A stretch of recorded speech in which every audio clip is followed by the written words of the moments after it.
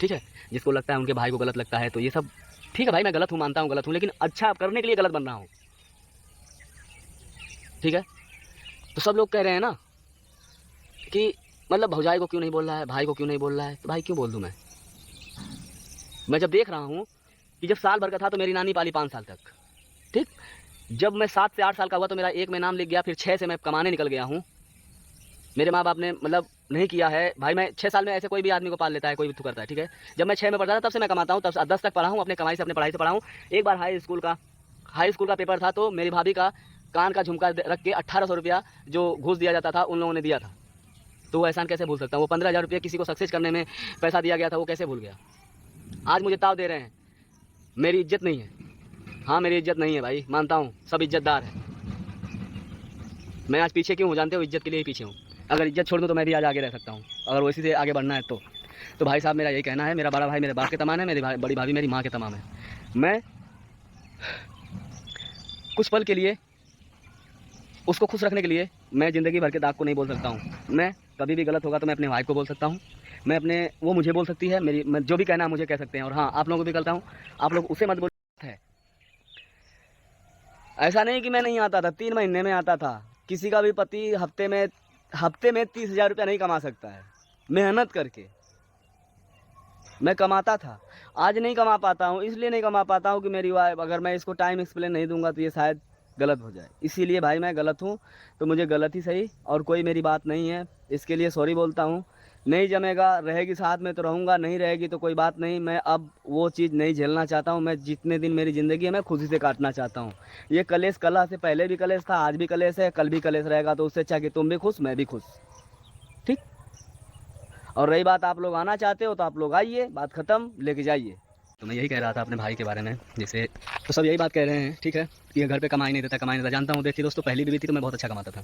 जब उसने मेरा कमाई नहीं संभाला, मेरे बच्चों को नहीं संभाली, घर पे रख देने के बाद उसका कलेश अलग रहता था कि घर में आके कुकुर में ला के रख दिया। अरे माँ बाप हैं, बोल देते हैं तो जो औरत बर्दाश्त नहीं करेगी तो कुफिती लगेगा ना। हाँ। तो इस मैटर से मान लीजिए मेरा भाई मुझे बचपन से पाला है, मुझे बचपन से कपड़ा दिया है, लत्ता दिया है, जीन्स पहनने का मन था तो जीन्स दिया है। ठीक।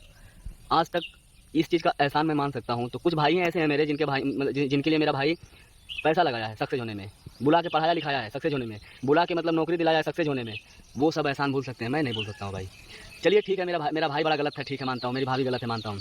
भाई मैं ज़िंदगी भर नहीं बोला हूँ, बस इतना ही के लिए कि मतलब इतना कह सकता हूँ, मत लड़ाई झगड़ा करो। इससे क्या कह सकता हूँ, वीडियो कहना जरूरी है। तो इतना ही सी बात है। अगर आज के डेट में एक से एक औरत है, आज जो हम लोग ऐसे किए हैं, घमंड किए हैं, सब कुछ किए हैं, तो मेरी दूसरी शादी करने का रीज़न यही था कि जब वो मेरा 1 रुपया नहीं संभाल सकती थी तो इस औरत को, वो जब भी मैं कहता था कि देख तू मानेगी नहीं तो मैं शादी दूसरी कर लूँगा, फिर ज़िंदगी भर रोएगी, तो कहती तू गांड मरा, मेरे से कोई मतलब नहीं है, मुझे सिर्फ पैसा चाहिए। तो 1 साल 2 साल 3 साल 4 साल 5 साल 6 साल 7 साल 8 साल 9 साल 10 साल, जब एक आदमी कितने बार बर्दाश्त करता है। मैं कमाता था बाहर, घर से छोड़ के भाग जाती थी तो वहाँ से भाग के आता था, रात बिरात ढूंढ के लाता था, फिर घर पे रिक्वेस्ट हाथ जोड़ के रखता था। क्यों? इसलिए जोड़ता था कि मुझे बनाना था, मुझे झुक के रहने में आदत रहती थी। अब एक बात बताइए कि जब वो औरत मेरी कद्र नहीं की तो इसीलिए मैं अन्नू के पास आया कि शायद ये मेरी भावना को समझेगी, ये मेरे घर में रहेगी तो मेरी मान मर्यादा मेरी इज्जत को करेगी। ठीक है, लड़ाई झगड़ा हो जाता है।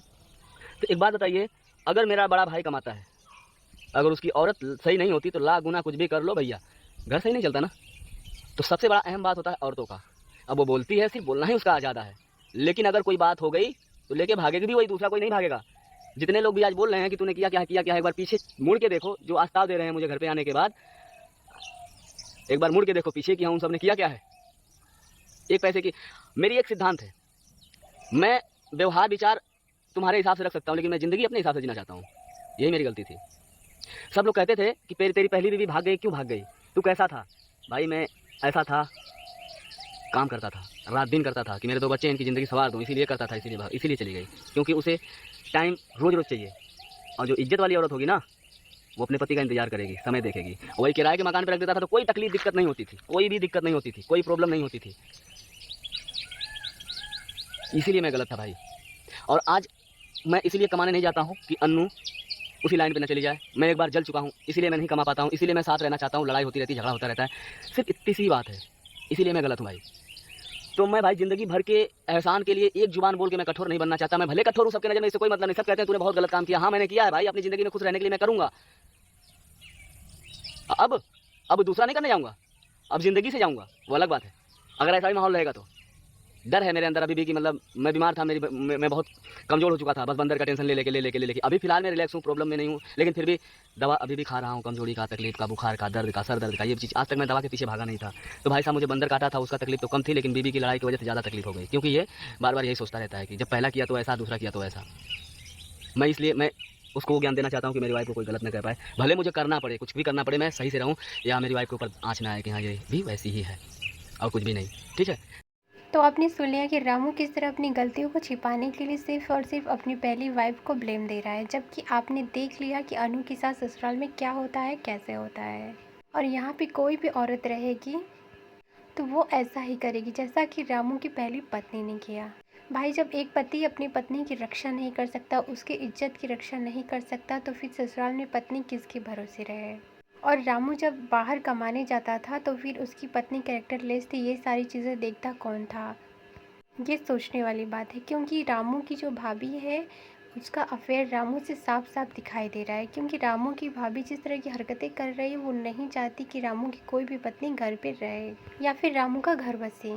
और भाई यहाँ तो रामू कुत्ते से भी वफादार दिखाई दे रहा है।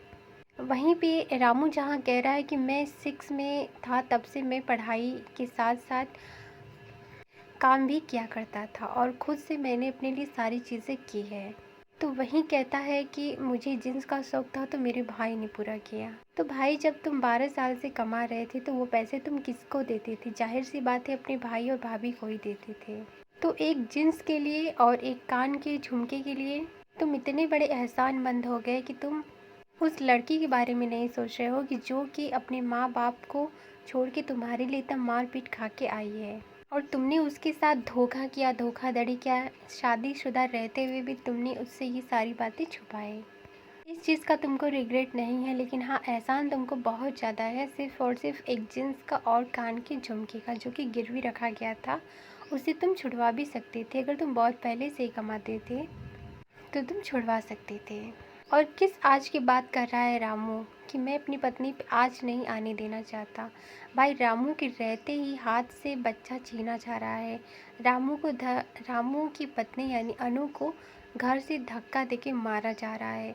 जब वो खाना बनाने जाती है तो खाना बनाने नहीं देती उसकी जेठानी, हाथ से बर्तन छीनती है, खाना छीनती है।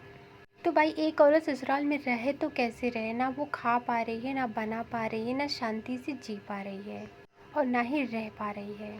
और साफ साफ एक ब्लॉगर होने के बाद भी आप देख सकते हैं कि रामू का भाई भाभी यहाँ तक कि छोटा सा भतीजा है वो भी रामू की शिकायत करते हुए अपने ब्लॉग में नज़र आता है, अनु की शिकायत करता है। और इतना ही नहीं, दोनों साफ साफ जेठानी और जेठ 5 लाख रुपए की डिमांड करते हुए नज़र आते हैं, जो कि साफ साफ दहेज का मामला नज़र आता है। और भाई एक बातें समझ में नहीं आती कि चलो जहाँ पे रामू रहता है, रामू के पिताजी ने जब रामू को जन्म दिया तो उनका भी तो हिस्सा उस घर में होता होगा, लेकिन रामू के बड़े भाई ने किससे पूछ के उसके हक की ज़मीन पर भी मकान बनवाया। मकान ना सही लेकिन उसका ज़मीन तो बनता ही है और ज़मीन का हिस्सेदार है रामू, लेकिन उसका वो हक भी मारा जा रहा है, क्योंकि भाई जब ये कुत्ते से भी बेहतर अपनी ज़िंदगी को बना चुका है तो लोग इसे कुत्ता तो बनाएंगे ही। या फिर रामू लड़कियों की ज़िंदगी से खेल रहा है और इसका अफेयर साफ साफ इसकी भाभी से दिखाई दे रहा है।